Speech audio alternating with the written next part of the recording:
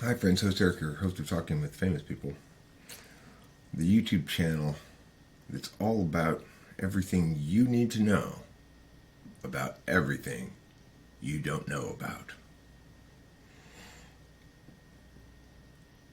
I like to try out new subtitles for the channel periodically. That one probably won't stick, I'm guessing. Regardless, let's talk a little bit about TI physical. So I've discussed in recent videos and in the past about how cognitive functions have two aspects. The on and off aspects, basically. There are four metaphysical functions. That's extroverted intuition, introverted intuition, extroverted feeling, and introverted thinking. And four physical functions. Extroverted sensing, introverted feeling, and extroverted thinking. What does it mean to be a physical or a metaphysical function? A physical function operates in real time, and a metaphysical function operates in turn-based time. Something that is turn-based because of one of two primary reasons, either ordinality or conditionality. Ordinality is the metaphysical aspect of extroverted thinking. That is to say, it renders the inherent requirements of linear causal time into turn-based steps.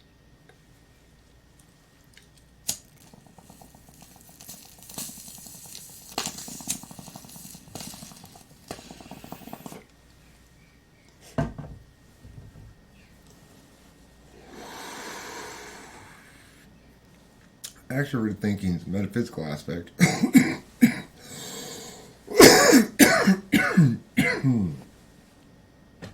renders the accomplishment of some specific task, which is a fluid set of actions, into binaries, distinct steps. So, taking a shower, go into the bathroom, take off your clothes, get into the shower, turn on the water, get yourself wet, put on some soap and some shampoo, rinse it all off, turn off the water, get out of the shower, dry yourself, put your clothes back on or whatever. That's taking the experience of successfully getting yourself washed and rendering it into a communicable set of steps that you can convey to other people, where the specifics are wishy-washy, like how wet do I have to get myself? How much soap do I put on? How exactly do I get into the shower? Those specifics are all irrelevant because it's rendered it into a set of ordinal outcome markers, judger style. So, extrovert thinking is a physical function. When we talk about its ordinality like that, we're talking about its metaphysical aspect. A physical function means it's related to the experiential in the real time. For example, let's say I am walking along and all of a sudden I come to a barrier. I'd like to get to the other side of the barrier. It turns out that the barrier is a door. And there's a doorknob, and I turn it, and I open it, and I go outside. If it's the first time I've ever encountered a door, I'm using extroverted thinking to figure out how to get through this barrier, because I need to figure out the how part. Most extroverted thinking, however, is collapsed into heuristics like that. So I don't have to use extrovert thinking every time I approach a door. I already know how to go out a door. That's an SI, muscle memory kind of a thing that's been rendered into machine code background process, basically. Actual TE involves encountering a problem you haven't encountered before. For example, watching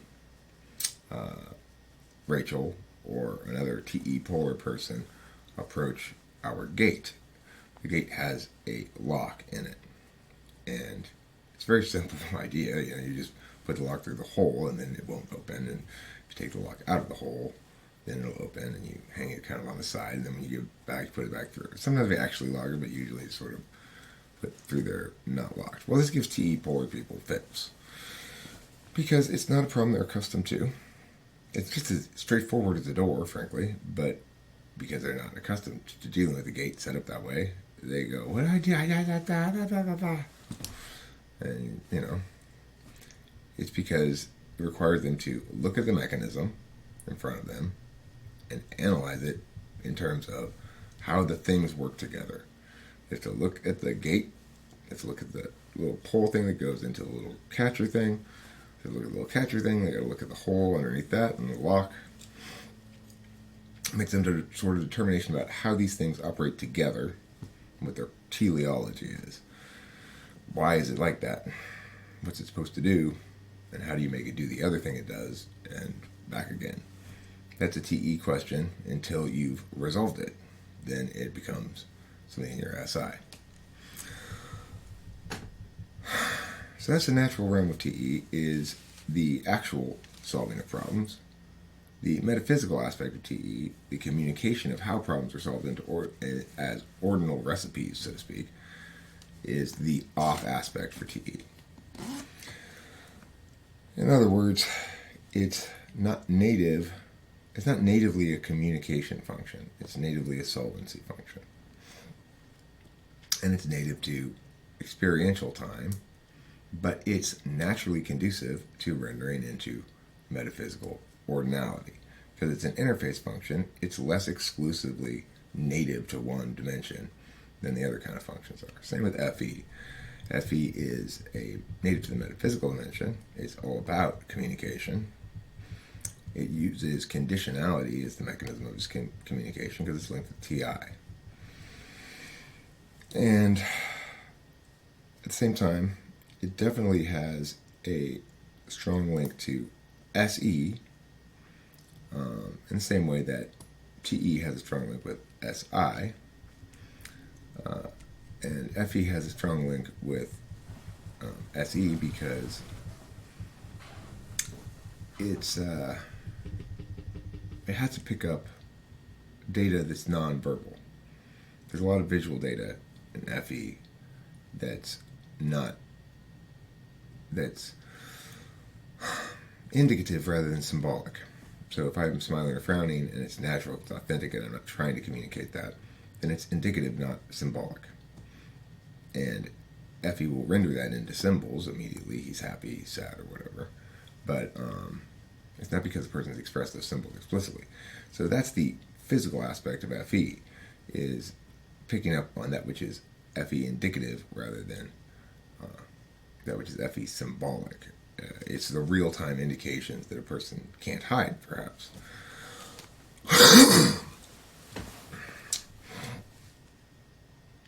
Okay, so what is all this getting to? Well, I've discussed before how much difficulty I've had with TI physical. What is the physical aspect of TI? I had a bit of an epiphany about this in the bath yesterday, or I think it was in the shower. I mean, I wasn't taking a bath, I was taking a shower, yeah. But anyway, it's this. Sports explains TI physical perfectly. Where's TI physical? TI physical is in the rules of basketball, the rules of baseball. And if you think about it, those sports in general, they are ways in which the human being takes SE, physical impact, and renders it into a metaphysical endeavor. It takes physical activity which normally has real impacts and renders them into actual impacts, the only purpose of which is to be represented. So if I go down the basketball court and shoot a basket, I've had an impact, namely I've caused the net to swish, let's say. But that impact has no meaning except insofar as it represents a change to the turn-based status aspect of the thing. So basketball is a real-time activity. It's fluid. It's everybody moving around independently of their own agency, in real time in a dynamic system. But certain impacts within that systems, the grammar is such that they become rendered into things called points. So, sports in general, in this regard, are ways in which are the realm of SE and TI, and it depends exactly the sport as to how much the TI is included and how much the SE is prioritized. Take a sport like football, TI is heavily included because American football, because you have a series of instances of brief dynamic system occurrence, like hike, and everybody runs around for a little while. Then that play is over when a certain event occurs, a certain impact happens, when the guy's knee touches down on the ground, for example. And then everybody stops moving around, and they all gather back together, and they take a break, and blah. So, in other words, it takes linear progressive time, causal time, and chunks it off arbitrarily. Well, not arbitrarily, but chunks it off based on these TI conditionality setup rules. The reason it's so TI is because it's not designed to be a system that maximizes any particular definable outcome. It's a system that tries to balance vectors such that agents can be competitively able to succeed equally on either side of the question. It's like flip side debate, switch side debate. Resolutions in debate are supposed to lack skew. I mean, it should be equally easy to argue in favor and against. Sports systems are the same way. They have to be, a baseball diamond, you have to have the distance between home plate and first base be a certain distance. It has to be that distance and not a different distance, because it needs to be a distance that allows a person to successfully throw somebody out at first base if they hit a ball into the infield, but not throw them out at first base if they hit a ball into the outfield in general. But it should also be possible for somebody to make a super great defensive play and throw somebody out at first base from the outfield occasionally. So it's got to be very precisely balanced.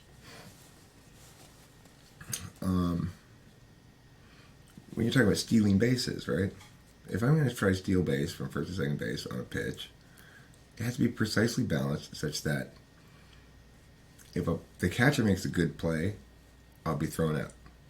And if he doesn't, or if I make a particularly good running play, I'll be safe. If you're running different distance than it is, then that wouldn't work out. You could always steal a base, or you could never steal a base.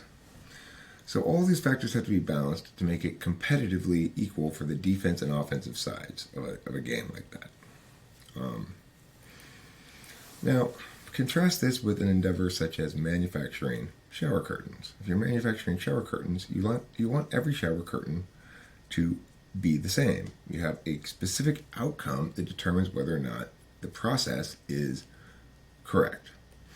And if some of the shower curtains turn out fucked up, then you've got a problem with your manufacturing process, and you try to adjust that, and you try to change it until you get everything so that your outcome is exactly as you want it to be. That's a TE system. The problem that we have a lot of times is people with the TE frame will come in and say, I don't like the way this TI system produces some outcomes we don't like. So let's try to fix that, because that's just the same thing as shower curtains that we don't like. Except it's not. If it's a balanced system that's done correctly, it will necessarily produce data points along a certain splay. Outliers will be necessarily things we probably don't like. But they're inevitable if the system's balanced, that there will be some of those as well. And to determine whether or not a system's actually unbalanced or just within a certain period of data randomness requires that you watch the system for quite some time. Now in baseball, they eventually lowered the mound to take away some of the advantage from the pitchers, because there was a period of time in the 60s when the pitchers were dominating so much that the game, it had very few runs being scored.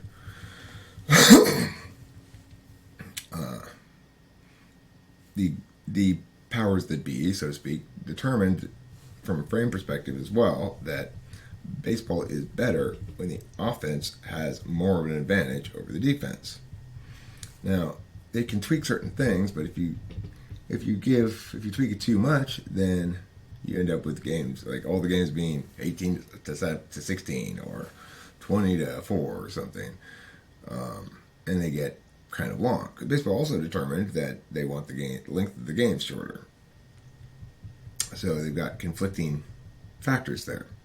Anyway, TI is all about making sure the varying elements in a conditional system, and that's fundamentally what sports are, is they're ways of rendering dynamic systems into turn-based conditional systems. The dynamic system running around bouncing balls into the static turn-based system of the score is 6-4.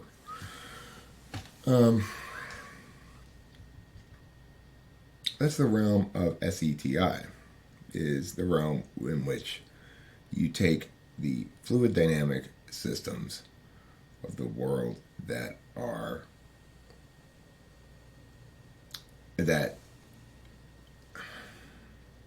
nevertheless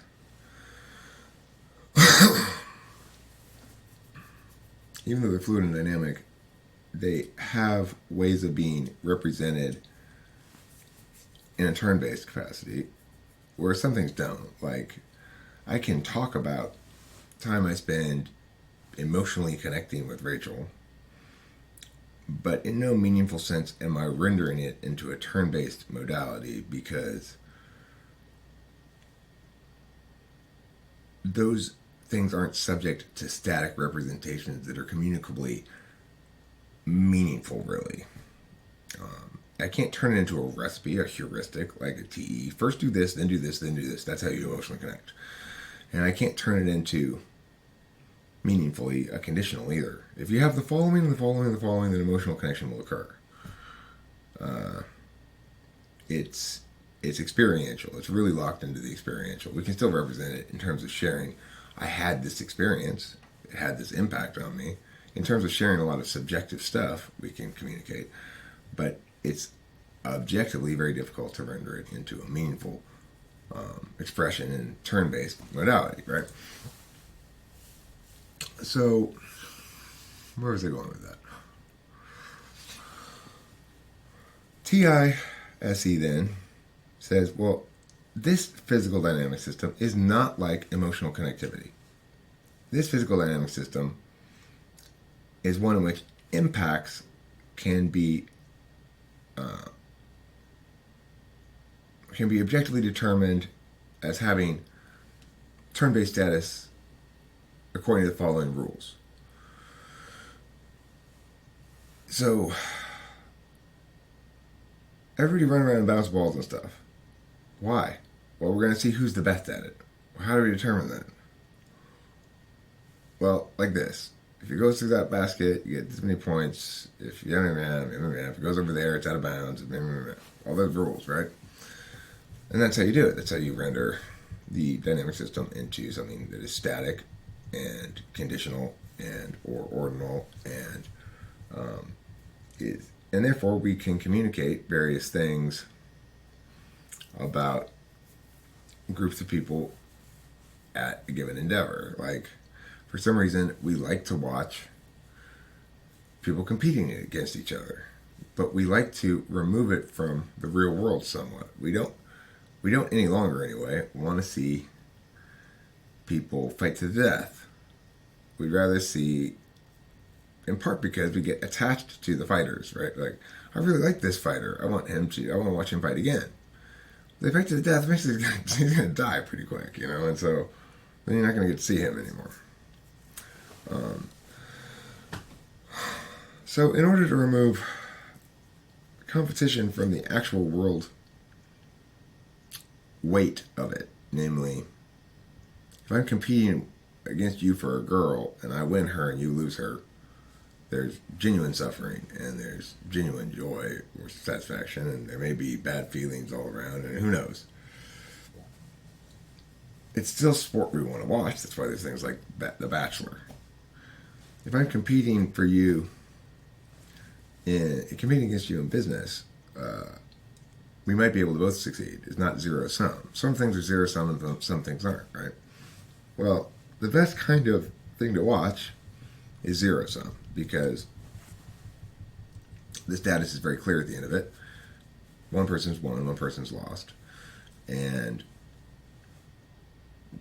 you know how to feel, so to speak. If you want to associate or identify yourself with one of the competitors, or one of the groups of competitors, and they are successful, and they have positive emotion for being successful, because in that regard, it's purely a TE thing and an FI thing.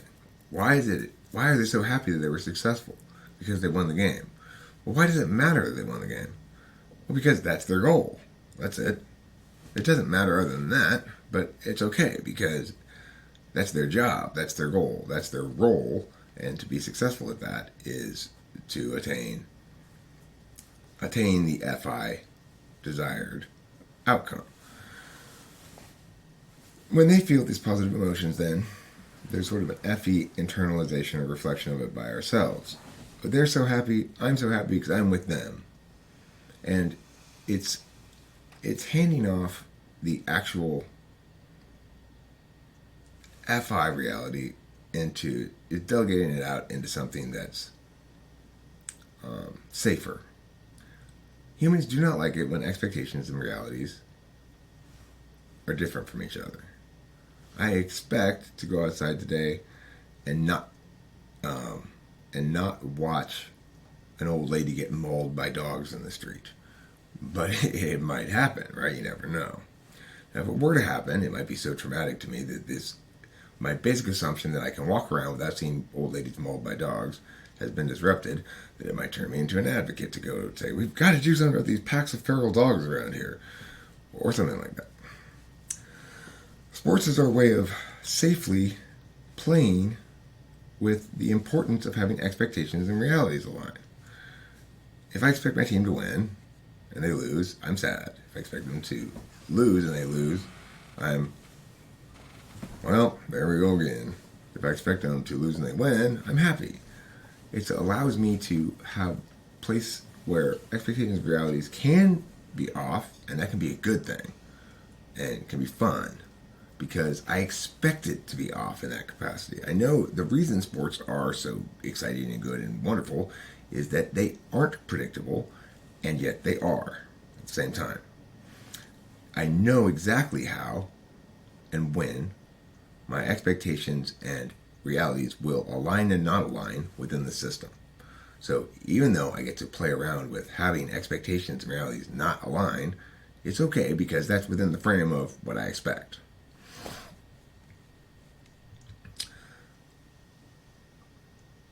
That's TI in the physical realm, is taking dynamic systems and rendering them into static systems. And in the way that I just said. TI in the metaphysical world then is all of this explanation about it, basically. And justifications. And, TI in the metaphysical world is all about whether or not this rationalization or justification is adequate to sustain or not adequate to sustain a claim.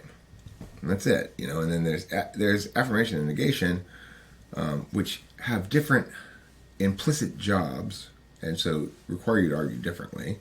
If I'm affirming something, I have the burden of proof. If I'm negating something, my opponent does. At the same time, if I'm affirming, I have fiat, which means it's okay for me to pretend like what I'm affirming is going to happen, so we can evaluate what the likely outcomes would be. If I'm negating, I don't have fiat, which means I need to address your question first before I go on with some alternate question. If you say we should go to Taco Bell, I should address the question of whether or not we should go to Taco Bell before I address the question of what I want, which is we should go to Pizza Hut. Now, if I want to address the question of we should go to Pizza Hut while addressing the question of your question of we should go to Taco Bell, then I need to present it as a counter plan. One reason why we shouldn't go to Taco Bell is by not going to Taco Bell, that will allow us to consider this next question of whether or not we should go to Pizza Hut. That's the proper way to say, no, we should go to Pizza Hut. Okay? I mean, that's nobody does that except maybe me. I wouldn't do that. If you say, we should go to Taco Bell, and my thought is, no, we should go to Pizza Hut. The proper way, again, for me to say that to you is, I believe we should not go to Taco Bell, because if we negate your affirmation of going to Taco Bell, then after we negate that question, and we both agree that we're not going to Taco Bell, then we can take up the question of whether or not we should go to Pizza Hut. At which point, I will make the point that yes, we should, and here are the reasons why we should go to Pizza Hut. And I believe those reasons that I'll present then will be not only convincing enough that we should go to Pizza Hut then, but will prove, once we have the opportunity to compare them against the reasons we are now presenting for Taco Bell, will prove to be superior than those reasons. That's how to run a counter plan without trying to exploit fiat you don't have. You can't actually discuss the advantages of Pizza Hut meaningfully before we've addressed the question of Taco Bell, except to the extent that you frame it as a counter plan, like I was saying, and or link it to some particular harms of Taco Bell that you know your Pizza Hut thing won't be subject to or something. Anyway, long, complicated explanation about TI physical, but hopefully people will sort of get it, that I think this is a good way to explain it, and it's something that's been giving me shit tons of problems understanding for quite a while now. So if you don't agree, or if you do agree, or if you have other ideas about it, please put it in the comments. Also, hey, I got a new INTP helper. Isaiah Root is going to be my INTP helper. He's doing a kick-ass fucking job already, instantly. Emailing some people back and trying to push forward on these, get some more typings and stuff like that. So, oh yeah, we could email him. I don't know what his email address is. Maybe I'll put it in the description. And if you email me, I'll forward it to him. But yeah, there's a new document now for typing session and slot availability that he made. And if you're down to get typed, if you want to make a video of yourself getting typed, email me with discount code